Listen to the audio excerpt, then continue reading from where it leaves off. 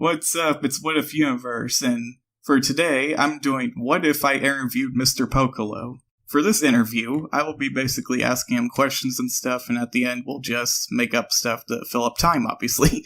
I'm joking, but anyways, we are gonna get started. I'm gonna have him introduce himself to y'all, and we'll go from there. All right. Well, I'm Marco. I'm the author of Mister Pocolo. As I mentioned, the best stupidest fan manga on the web. I'm very glad to be here to talk to you about this fun little project I have. So anyways, we're going to start off with a few questions about the manga itself, and then we're going to move on to more generalized questions to get to know him a bit better, obviously.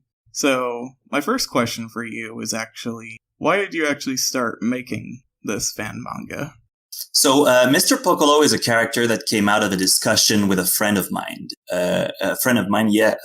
We were in class like 7 years ago, I think. And we were wondering what would be the worst fusion imaginable. Like, that would make the ugliest character. And so we came up with a fusion between Piccolo and Mister Popo, and just put the worst features of both characters together, and that made Mister Pocolo. And then from class to class, we just goofed around with ideas of what would happen to the character and all that. And at some point, I decided I wanted to try drawing the story. So if you go back and see the first few chapters of Mister Pocolo, the quality of drawing is not as good as it is now, because, as I mentioned, I started drawing it in like 2012, and I really didn't know what I was doing with that particular project. I just wanted to make it for my friend, and it then became a gift. He actually owns the two first chapters in paper, but as I finished the second chapter, I kind of wanted to do more, so I did the third and the fourth and all that. And I figured I might put it on the internet just for fun to share it with a couple of friends. And then I translated it to English because initially it was in French. And then the one known as Jester or Dragon Ball Guy 75 picked it up, shared it around. And so that's pretty much how it all started. And what tools do you actually use to make Mister Pocolo with? So the first three chapters are all on paper, and then I transitioned to doing it all on Photoshop. Now, for the most recent chapters, it's a mixture of both. I sketch out my pages on paper. I then ink them on paper with a light table. I actually have two sheets of paper on top of one another, so I can do a very clean line art. Once that's done, I scan the pages and I do the dialogues and gray areas and, little effects all on Photoshop. Yeah, that's pretty interesting, actually, because I've seen all these fan mangas going around, and I never actually learned, the process of all that takes to get in. I knew some people just scanned them in. It was like, okay, but I didn't know you actually use Photoshop for parts of it, so that's pretty neat to learn about. It all depends on what you're familiar with, but Photoshop is a very good tool to create drawings and illustrations. Like all the covers of Mister Pocolo are done entirely in Photoshop. It's so that I have a little bit more control on the structure of the drawing, but also for the colors. And then since it's on my computer, I can record the process of drawing the covers and make videos for a later time. Sorry about that. It's fine. I'll probably edit that out. Probably the section here as well. But if I don't, then I guess it's fine. You can yell at me at the comments if you want to. But anyways, why did you say on Twitter that you're actually the author of the best stupid fan manga on the web? Because Mister Pocolo is a dumb idea. There's no way around it. It's pretty silly, but that's what I love about it. It's a ridiculous concept taken seriously, and I hope one day that it's going to be considered amongst the good fan mangas out there. And but that's what I love. I love silly stories and because when you think about it, Dragon Ball started like that. It was a very silly story. Like you read up the first volumes and it's so different from what it became later, but it was just stupid fun. And you could see that Toriyama was just goofing around. All his character names are puns and he's just trying to have a laugh. So that's kind of what I want for Mr. Pocolo to be. Do you think you'll do more fan mangas after Mr. Pocolo, or is this going to be your only one? I think it's going to be the only one. I have I have a lot of ideas for Mr. Pocolo. I could be doing chapters at the pace I'm at right now for like the next 3 years, maybe, if I keep it up. But I'm also working on original content, different kinds of comics. And so if I ever do another fan manga, I don't think it would be a Dragon Ball story. I'm considering a Yu-Gi-Oh story, like a Yu-Gi-Oh parody, because I am a big Yu-Gi-Oh fan. But other than that, what I'm mostly developing right now are original stories. Yeah, I know. I'm also a large fan of Yu-Gi-Oh as well, and there's other... Oh, that's great. Like, it's the same situation that we both do as content creators, that we both come up with scenarios like, what would happen if blank happens? And to be honest with my audience here, the first what ifs I ever did were actually Yu-Gi-Oh ones on a Yu-Gi-Oh channel for a little bit. Now, they weren't the best, similar to like how when you start off, you weren't the best at your drawings, but now as time's going on, like I've gotten a little bit better with it. But yeah, as Jig the dog says in Adventure Time, you gotta start by sucking at something before you're any good at anything. Yeah, that is very true indeed. Alright, so here's a fun question. If you could rewrite a saga in Dragon Ball, which one would you rewrite? Okay, this is going to be a hot take. I know it's a debate among some of the Dragon Ball community. The obvious answer would be the Buu saga, because it's not very well written, but that's not what I would want to rewrite. I'd actually want to rewrite the Cell saga, because I don't like Cell. I think he's a boring villain. And so I don't like the idea of Cell starting as a monster and then progressively becoming more and more human.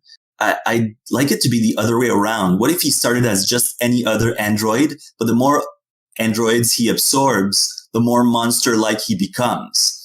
And so to have him like be a different type of villain. And also, like, even in that scenario, you keep the basic concept of the absorptions and the transformations, but like the Android saga was fun because the androids were different from Frieza, the previous big villain. So if I had to rewrite Cell, maybe I wouldn't lean so much into transformation, because to keep that as Frieza's thing and to make Cell a really unique character. Now, what would I do differently? Like, to have Gohan rise up and become the one who can challenge Cell is great. It's a wonderful moment in the manga and the anime. I would keep that, no doubt about it. But I just focus more on the originality of the androids, on this aspect of mechanical beings that are super powerful. Maybe exaggerate on the machine elements. Maybe Cell is is kind of a prototype android that goes rogue. So he's more of a robot at first, but maybe he's trying to absorb other androids for parts to complete his body.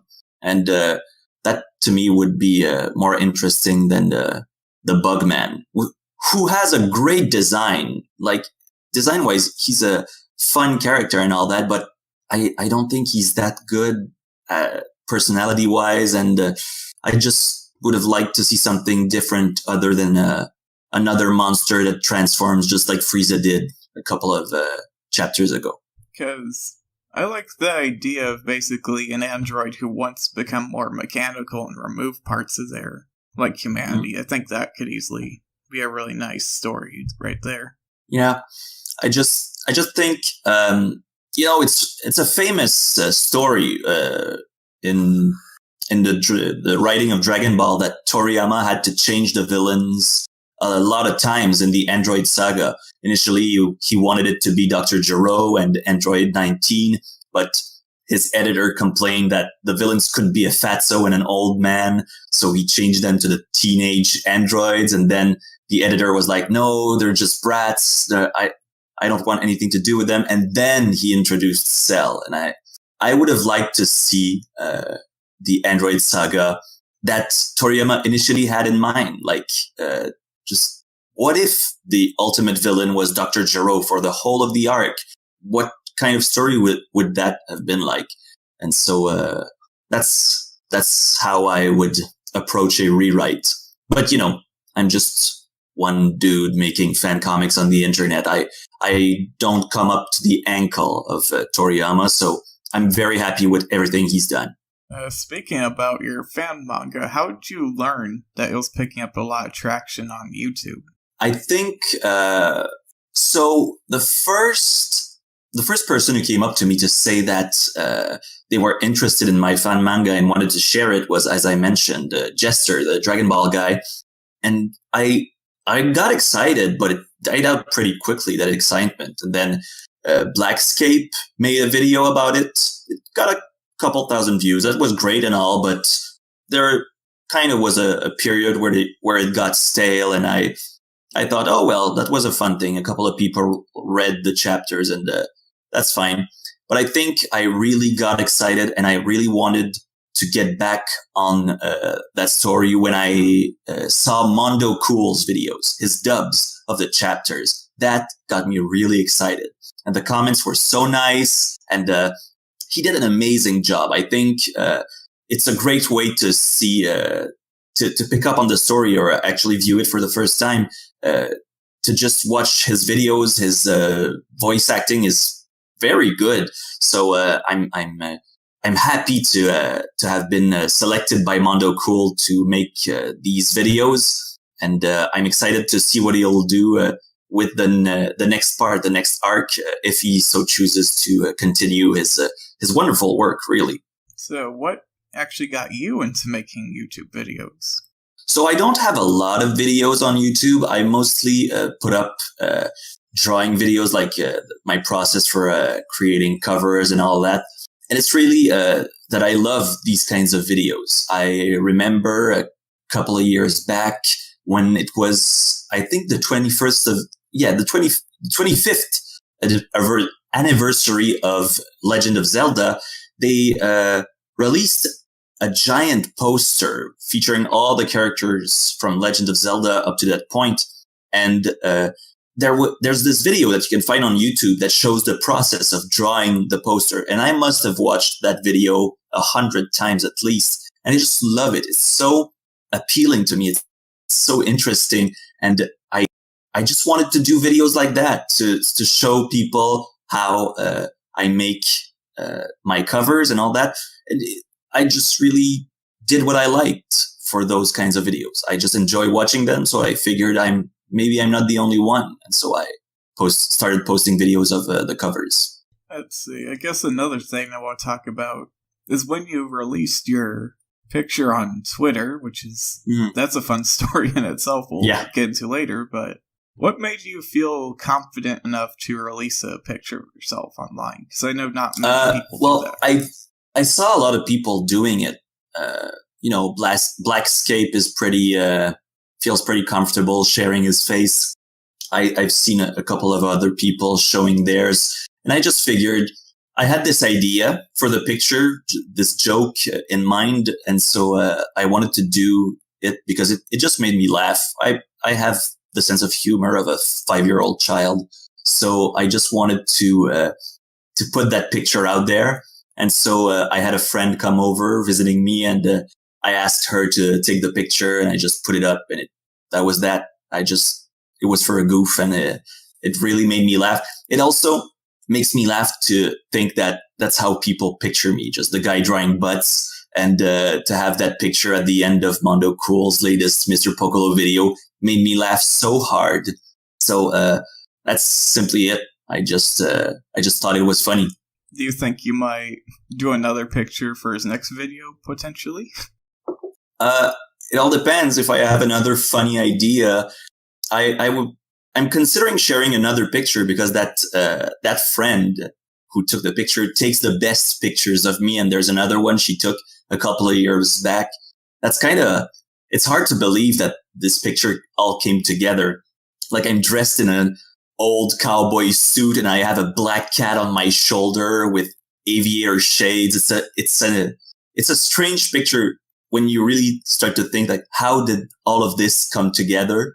It was kind of taken in the moment. I was I was helping out as a camp counselor, and it was an activity with kids and all that. And I was in a cowboy costume with my shades. And then as the kids were finishing up an activity, like a little game to learn a couple of things, someone just put the cat on my shoulder and it stayed there, like almost like a bird perched on my shoulder. So that friend took that picture, and it's, I think to this day, the best picture ever taken of me. So I was considering sharing it pretty soon.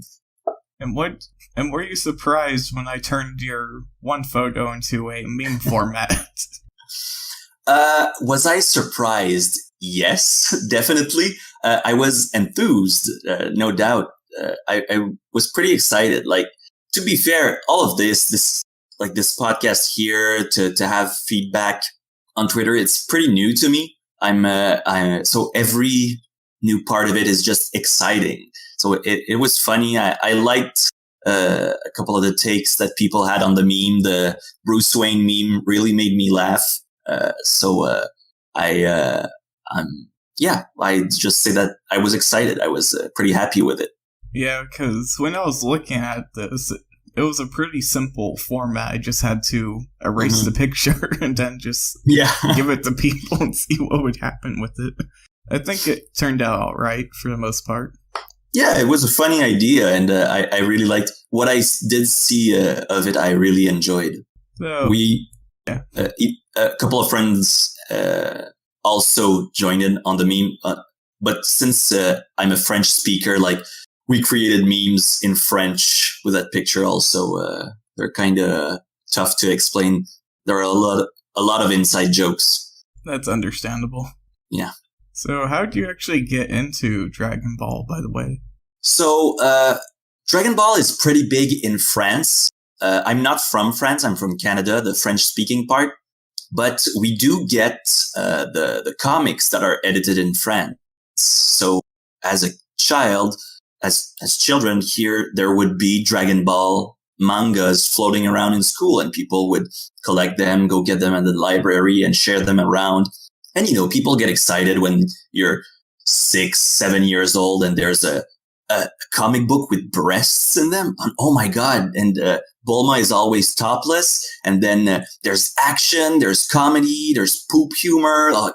It was great. And everyone would pass them around and all that. And I would read them. And I was already into drawing. I really enjoyed, making my own little stories, making little comics, strips and all that. And so when I discovered Dragon Ball, it was love at first sight.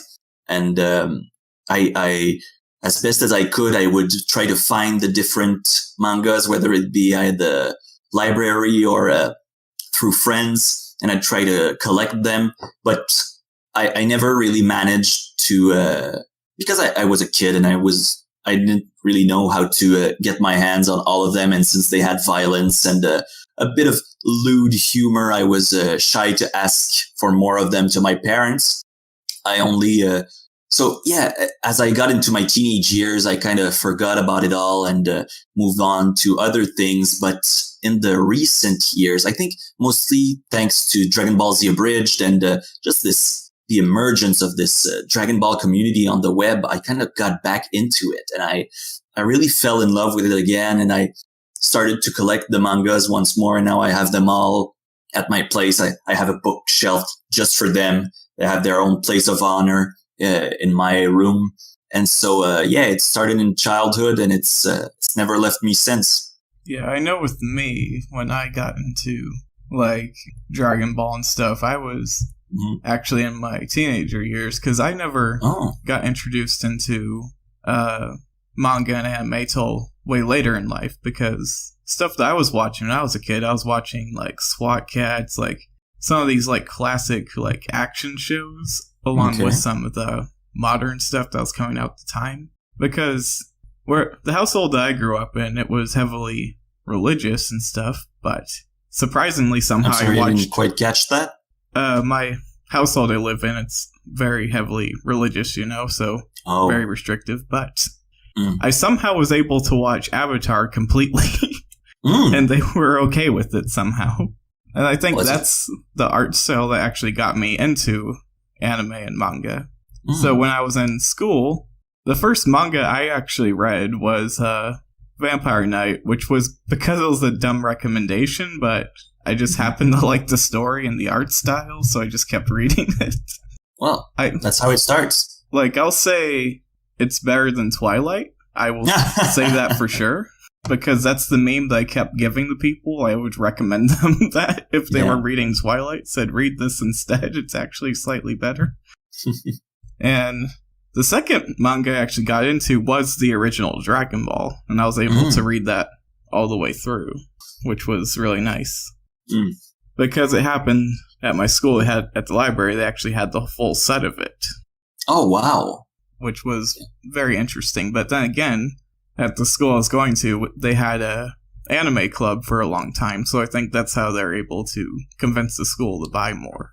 Oh, that makes sense, because a lot of schools, elementary schools at least, where I grew up, actually started banning Dragon Ball from school because it had violence and all that, and also kids would trade their books and they start maybe not returning them and all that, and it actually started conflicts, and then people would punch each other because that's what they did in the manga. Yeah, I think high school is a fair age, or middle school is a fair age to introduce it if they already have sexual education class from that point, because from that point on, it's just jokes for the most part. There's not really anything too provocative in the original Dragon Ball, even when I read it. Oh, it's a fun little comic. I really love its earnest and this almost sweet sense of Goku is a very naive and charming character that just wants to have fun and defend his friends, but he's kind of carefree, and it shows in the humor of the series as a whole. Yeah, I will say that for sure. It reminds me a little bit of Ramana 1/2, actually. I'm not familiar with that one. It's about this guy named Ramana, and he and his father were basically martial artists, and they fell into ponds. I'm sorry, I didn't quite catch that. So basically, he and his father were martial artists, and they fell into these lakes that are cursed, so Ramana turned into a girl every time he would get hot or cold water, so he would transform back and forth. And his dad would just transform into a panda, which I don't know which one would be worse at that point, but it was a pretty interesting story with that. There is definitely fan service in that, just to warn my audience out there, but if you're interested in light comedy with good action, I would recommend that. Oh, that's great. Let's see. Yeah, you can go ahead. I think a lot of the anime viewing community enjoys fan service, so that might be actually a point in favor of the series. I was watching this one anime, which we'll get into the next question here. I was actually watching the show called 100, and it had fan service, but it was just very lenient. It didn't go all the way, but it still had it, so it was kind of funny in that aspect. It's I guess it's there, but it's still, I was there more watching it for the action, actually, because it had really good action scenes. But speaking of that, what's actually your favorite anime? So that that's a tough question to answer, because I actually don't watch that much anime. I prefer to read the mangas, mostly because when they're translated to anime format, there's a lot of filler. They stretch out the episodes and it just bores the pants off me. But one manga who really adapted well to anime and that I love for its animation quality is One Punch Man. It's a pretty basic answer. It's a very accessible manga anime, but I just cannot help but marvel at the quality of animation that they pulled off for the first season, at least. That fight between Saitama and Boros is just amazing. So that's for animation quality. But my guilty pleasures are, as we mentioned earlier, Yu-Gi-Oh animes. I love the different series of Yu-Gi-Oh and just how seriously they take a stupid children's card game. It's just like whenever someone plays a card they've never seen before, they lose their minds. Like the guy just pulled off a triple backflip, but all he did was play a card that was blue rather than brown. And I can't help but laugh watching these shows just because it's way too serious for what it actually is. And I adore that. Yeah. I would say that's also how I got into the original Yu-Gi-Oh series. Mm. I know further down the line I wasn't much of a fan of some of the newer protagonists, but I did discover Yu-Gi-Oh! Season 0, which is the Toei animation one that came out. That one will really blow your mind of what Yu-Gi-Oh! Could have been. I've both watched a couple of episodes and read the first few chapters of the manga. It's weird, but it's a different vibe. But like, if you really want to laugh at how ridiculous an anime can be, watch Yu-Gi-Oh! Arc V. It's bonkers how serious they all are about playing cards and how these little cardboard cards have these effects and on people's lives, and they can travel dimensions. So weird and intense. All that for a card game. And I really enjoyed watching Arc V because it's stupid. And I as I mentioned before, I really enjoy anything that's basically stupid. Yeah, that's something that I wanted to consider watching, but I get stuck into other shows I have to watch because of video creation. Oh yeah. Which is not a bad thing, but it's also very interesting, like my perspective of watching shows versus like a casual audience person.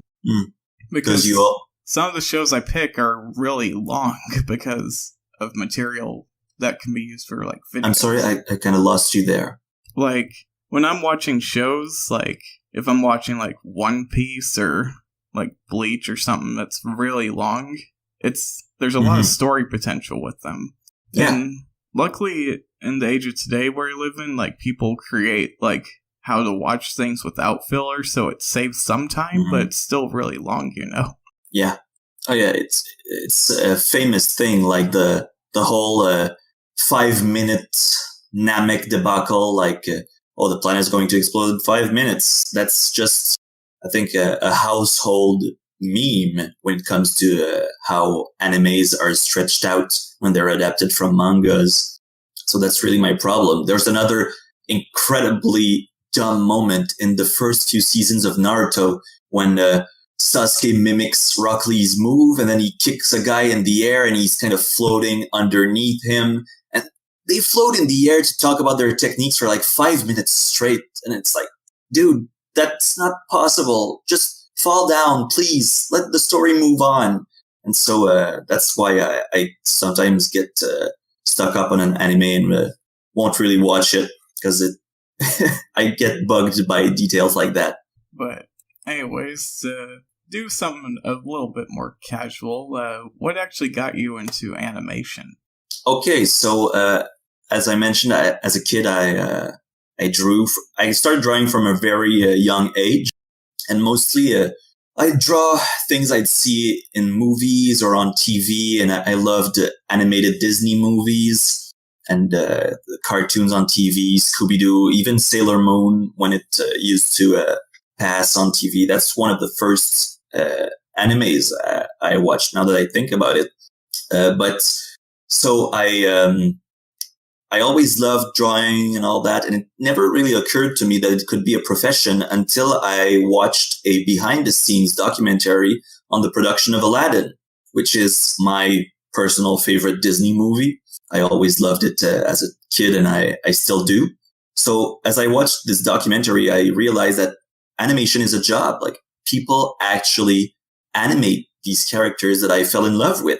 So I started considering it, but I didn't really think it would work until I found out that back where I'm from, we had an animation program at the local university. So I applied, I got in, and I just fell in love with it. I absolutely adored animation from the moment that I started. I studied it for 3 years, and then I got a job working on a small show back home.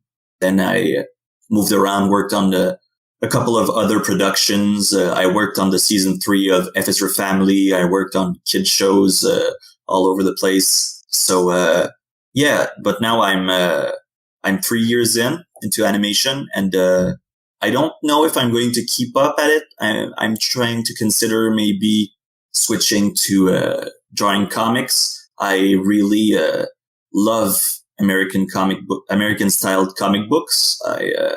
That's something I would love to work on, but in the meantime, I'm working on personal projects, little fun stuff. Mister Pocolo is both something I really enjoy doing, and it's a story I want to tell, but it's also practice for making comic books, and that's what I really hope to do. But you never know, maybe animation is going to be the profession that I do for the rest of my life. But at this moment where I'm from, the animation business isn't doing so good, so I'm reconsidering my career. Have you ever considered trying to get on other podcasts like Rebel Taxi or other ones where they do stuff where they talk to animators and stuff? No, I'm actually not familiar with these other podcasts. As I said earlier, all of this, like the fact that people are tweeting at me for like asking me how their drawing is, or just writing to me to making videos and all that, that's all new to me. So I never really considered like, yeah, I should maybe talk to these people to be on that podcast. Like, no, to me, I'm still the same guy just drawing his cartoons at home, and it so happens that people enjoy it, and that's brand new. So I'm not thinking about that too much. Because I know with Rebel Taxi, he talks to like people who animated on shows, creators, stuff like that, you know? So I think you might want to consider asking him. I'll probably give you some details how you can talk with them. Just send a resume and he might have you on. Oh, sure. Because it could help boost your profile, you know? You could probably get on the other shows and stuff because he gets in contact with a lot of people. Oh, that's something to consider. As I mentioned, I'm not too sure if I want to proceed, but if I so choose, I'll consider it. Really, at least it might be an interesting talk to talk to that guy, to share animation stories and all that. So I'm down. Because one thing that I think you might want to consider is trying to at least get to a point where at least produce a show. Because I know a lot of people who are in animation, it's like that's an end goal, that they at least produce like a pilot at least or something. I think you might enjoy. Oh, I'm actually working on one at the moment. I have this idea for a kids show. It has a kids show aesthetic, but it's a very intense, trashy show, like kind of Muppets, but with everyone having a terrible dark secret. I know when I talk to that project to people, most of them compare it to Happy Tree Friends. That's Happy Tree Friends. Yes, that's the one most people know, but it's not exactly that. It's more like Sesame Street, where someone has a drug problem, someone's a serial killer, and all that. But they keep this facade of a kids show and all that. So I'm in my spare time, I'm working on a pilot, and I might consider sharing it with a couple of people, but for the moment, it's just something I'm doing for me, and I'll see where it goes. Yeah, because I definitely like that idea. It reminds me a bit of this game called Kindergarten, where basically not everything is as it seems. It's like a puzzle game where it's like, the janitor's just gonna stab you in the head because you didn't give him the right thing. Just stuff like that. It's like you expect it from a kindergarten. Yeah. All right. So yeah, it's in that vein. But I'm considering also putting stuff on Webtoon. I think it's a really fun site. I just have to organize myself to be able to create a comic that I can update frequently to be on that site. But for the moment, I'm mostly developing a lot of different ideas. So I guess back to our more generalized stuff. What's your favorite food, actually? Yeah, I that made me laugh to see that question amongst the others. I'm a big burger fan. I absolutely love trying new burger joints and finding new places to have a burger. And I just like to try the different styles, recipes, and all that. We have back where I'm from this great burger place called Chez Victor or Victor's in English, and I just. Every time I go there, I'm really excited to try the new burger and I love them, but I just wolf them down so fast. They just disappear in my plate.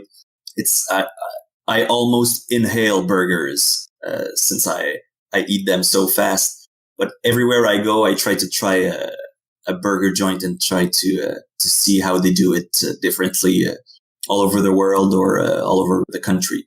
Yeah, I will say one burger that you might want to get, but I don't know where you can find it at, but there's this Indonesian place I go to, and what they do with their burger is they actually cook it in coconut oil.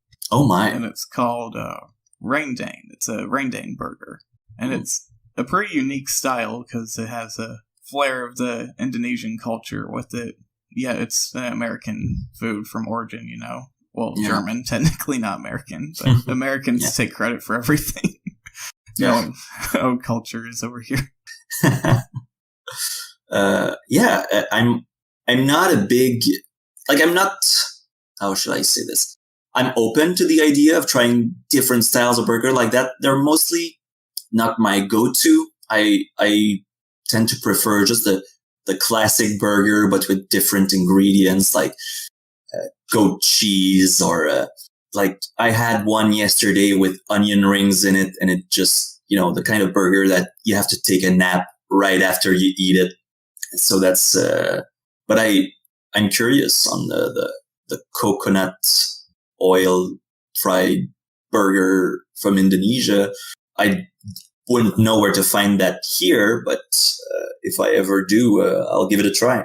Yeah, I know one thing that I've been doing recently is looking up people who worked at restaurants and they put recipes that are up that they either don't make at the restaurant anymore. Someone just happened to put it up there. And I made this one chicken. It was like a crusted chicken thing, and it was really good. Oh. Of course, I'm not the best chef in the world. I like to have good recipes, but I'm really good with seasoning things, but that's mostly it. That's mostly all I can do. It's a start. It's better than nothing. I find that I don't like to cook for myself, but I really enjoy cooking for others. I like to have a couple of friends over and put something together that I found on the internet and all. But when it comes to feeding myself, a good old turkey sandwich will do fine. Yeah, I know. When I'm eating my $5 under type of food stuff, I like to combine not ramen. I like to combine mac and cheese with tuna fish. It actually tastes pretty good. Oh, that's interesting. Because I do a top layer of cheese with it. I mix in the tuna fish and everything, and it's pretty good. I'm a big, I like to put asparagus in almost every meal I eat. I grill them in the oven with a couple of Montreal steak spices. It's very basic olive oil, spices and all that, but just grilled asparagus really get me. I love them with fish, with a steak. That's just something I can't get enough of. Well, anyways, I guess we actually haven't talked about cartoons at all. Are there any cartoons that you like at all? Oh my, cartoons. When it comes to animation, American animation at least, I think, that's a tough one. I think we can't have a discussion about cartoons in America without talking about what I consider to be the best one around, BoJack Horseman. I think it's the the best animated show there is right now. It's so well written, so funny. The animation is great. The style suits the dialogue and the subject matter so well, and it's so inventive to pair animals with humans. All the puns you can make with that, and they kind of alleviate the very dark undertone that this show has, and so I think that it's a wonderful, wonderful show. For the rest, I haven't been keeping up with a lot of children's cartoon, although I kind of have been catching up on Adventure Time. I really wasn't the biggest fan of the show when it started, but then I kind of caught up on a few characters that they developed on this show, like the Lich and all that, and it fascinated me to see that I kind of missed a couple of good things on that. I got really into another show developed by the same team, Bravest Warriors. I love that whole concept, the little 5 minutes episodes. If I ever produce an animated show, I think I'd like to follow that formula. It's very simple and it's quite fun. But Bravest Warriors has amazing characters, like the Beth's father, who's devoted to the Eon Worm, I think, and the horse. The telepathic horse is amazing. Catbug, a great character, not many others. So yeah, those are, and it's a very light show compared to the others, to BoJack Horseman. Bravest Warriors is very, very light, whilst BoJack, I don't recommend watching BoJack if you're going through a tough phase, because it's a pretty depressing show. But I think it's beautiful, really. Now, I know there's this new up-and-coming genre on YouTube. People reanimate shows. What do you think about that? I'm not familiar with that. I've seen a couple of things that I really liked, like 30 animators getting together to animate an episode of Sailor Moon. Maybe that's what you're talking about. Like each animator has his own shot and they animate them in their own flavor. And so I really, at some point, would have liked to do that with Batman the Animated Series, the 90s one. I think it's a great show, and it could be fun to see different animators take on it. I think Heart of Ice, the first Mr. Freeze episode, would be a great pick, since it's such a beautiful episode. But other than that, I'm not exactly familiar with what you're saying. Like, do people just take a show and update it, like, by themselves? Like their fan animated projects where they basically reanimate a scene. Like, there's a group that I know that's reanimating the musical portion from Band Geeks. I know there's one that's doing the entirety of the show. For Band Geeks. It's a SpongeBob episode, if you weren't aware. Okay. Recently, someone just did Be Prepared from Lion King reanimated. So wow. I'll show you that after this, for sure. Sure. I saw a guy, I retweeted what one person did on Twitter, like a reanimation of Vegeta when he does his Gallic Gun against Goku. So maybe that falls into that trend. And I thought it was beautiful, because you see a lot of animation on Twitter, but mostly it's stick figures, it's silhouettes. And while I appreciate the effort that goes into it and the demands that goes to do something like that, I think it's great timing. It shows that the animator understands timing and how to space the action. But if you don't draw the full figure, I don't consider it to be animation. But this guy who did the Vegeta Gallic Gun, he didn't finish coloring it completely, but the figure is drawn and the timing is great, and the whole character, you recognize him immediately, not just because of the setting and a couple of details. No, he's really well drawn. So I guess that falls into that trend. I've seen also a lot of fan animation that is mostly original. We all saw, I think, Dragon Ball AF, and there's this Jordan Lee who does Dragon Ball. I don't remember the name of this particular fan manga, but it's about the origins of Beerus's race and the Saiyans, and it's all in this Egyptian world. And he started doing an animated manga on YouTube, and I think he's going to put up chapter 2 soon, or it's already been out. And the first episode looked so good. I think it was the best animated manga I've ever seen up to now. It was just, it blew my mind. A lot of effort goes into that. That's pretty cool. I'd like to animate a couple of scenes from Mister Pocolo in the near future. Maybe even animate the end of King Vegeta's Revenge, this actual arc, because I think the last battle will be very cinematic, very intense. So that could be fun if I'm ever able to find the time and resources to animate that portion of the story. I'd love to do it. Well, again, it would be always useful to just simply ask people, because there can be other people who are fans of animation that could be reading the same thing. They might be willing to help, Yeah, who knows? It might all come together, but it won't be for a while, another year at least.